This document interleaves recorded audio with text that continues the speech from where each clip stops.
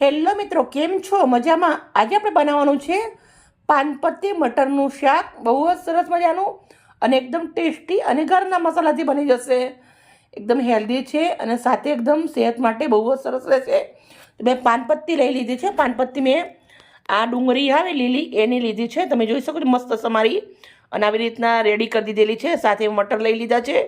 એક વાટકો ભરી મટર લીધો છે. એક ટામેટું આવશે, સાથે 5 થી 6 નંગ તીખા મરચાં આવશે અને લસણ આવશે. મરચાં લસણ વાટીને નાખવાનું છે. અને જે મસાલા બીજા કરીશ એ પૂરો વિડીયો તમારા જોડે શેર કરીશ. મારો વિડીયો સારો લાગે તો પ્લીઝ મને લાઈક કરજો. હવે આપણે એક ખલ લીધો છે, લસણ નાખું છું અને આપણે લીલા મરચાં ઝીણા સમારી દઈશું અને પછી એને વાટી લેવાનું છે. આનાથી ટેસ્ટ શાકના અંદર એકદમ જોરદાર આવે.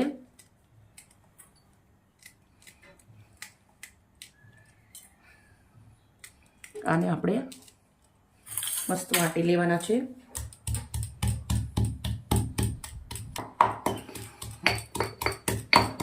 મસ્ત વાટી અને રેડી કરી દીધી છે.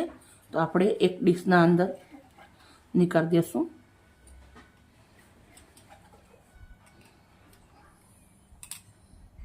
કઢાઈ લીધી છે, સિંગ તેલ નાખું છું. મોટા 1 ચમચા એટલું નાખ્યું છે. તેલ મસ્ત ગરમ થઈ ગયું. થોડું રાઈ જીરું નાખ, થોડી હિંગ નાખવાની છે. વટાણાને તેલના અંદર સરસ સાંતળી લેવાના છે. ઉડે નહીં એટલે ઢાંકી દીધું છે. હવે આપણે મરચાં અને લસણ વાટીશું એ નાખી દઉં છું. વટાણા થોડા સંતળાયા પછી નાખવાનું. 2 મિનિટ જેવું સાંતળી લેશું અને વટાણા સરસ સાંતળાઈ ગયા પછી આપણે નાખવાના છે અંદર વટાણા. ટામેટા નાખી દીધા છે. હળદર નાખું છું, મીઠું નાખું છું, મરચું, ધાણા જીરું કરી દઈશું.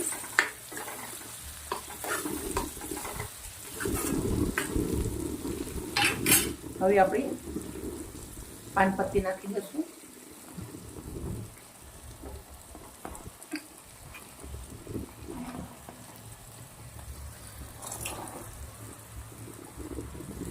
દેખાય છે તાવડી ભરી રહે પણ એકદમ થોડી થઈ જશે, ગળી જશે.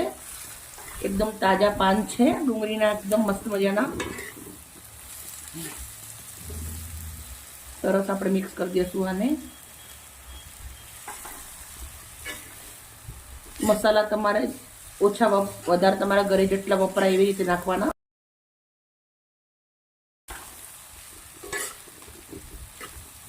સરસ મિક્સ કરી દઈશું. આ શાક આપણે બનાવવા માટે ડુંગળી એવું વટાણાને એવું બધું તૈયાર કરેલું હોય તો એકદમ જલ્દી બની જશે. આ બધું કામ જ્યારે ફ્રી બેઠા હોઈએ ત્યારે કરીને રાખી દેવાનું. જ્યારે બનાવીએ ત્યારે એકદમ ઝટપટ બની જાય. એ આપણા ઘરના અંદર કોઈ વડીલ લોક હોય એમને આપી દેવાનું તો શાંતિથી બેઠા બેઠા એ આ કામ કરી જશે. હવે આપણે સરસ મિક્સ કરી દીધું છે અને આને 3 થી 4 મિનિટ આપણે આવી રીતના ઢક્કન ઢાંકી અને ધીમા તાપે થવા દેશું. હવે આપણે ચેક કરી લેશું.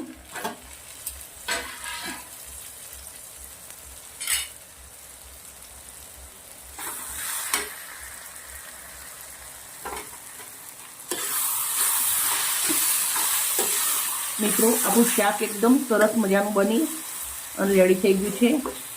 શાકનું નામ છે વિદેશી, પણ આપણે જે બનાવ્યું છે એકદમ આપણા સ્ટાઇલમાં બનાવ્યું છે, ગુજરાતી સ્ટાઇલમાં બનાવ્યું છું. તો એકવાર જરૂરથી ટ્રાય કરજો. ભરપૂર લીલા ધાણા નાખી દઉં છું. ધાણા નાખ્યા પછી આપણે એકવાર પાછું એને મિક્સ કરી દેવાનું છે.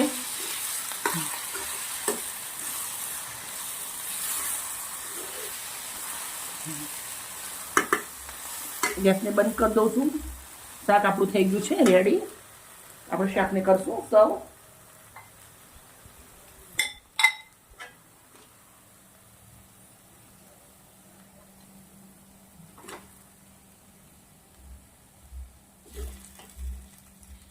વિદેશી શાક આપણા દેશી અંદાજમાં બનાવેલું છે.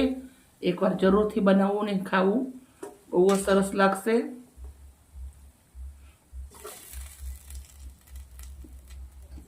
મિત્રો તમે આ એકવાર શાક બનાવીને ખાશો ને, બહારનું શાક ક્યારે લાવીને નહીં ખાઓ, એટલું સુપર બને છે. બહુ સરસ મજાનું આપણું શાક બની રેડી થઈ ગયું છે.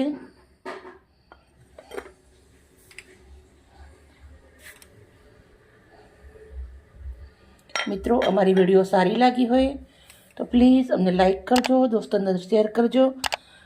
આવી જ મજેદાર રેસીપી સાથે કાલે મળીશ. Okay, bye bye.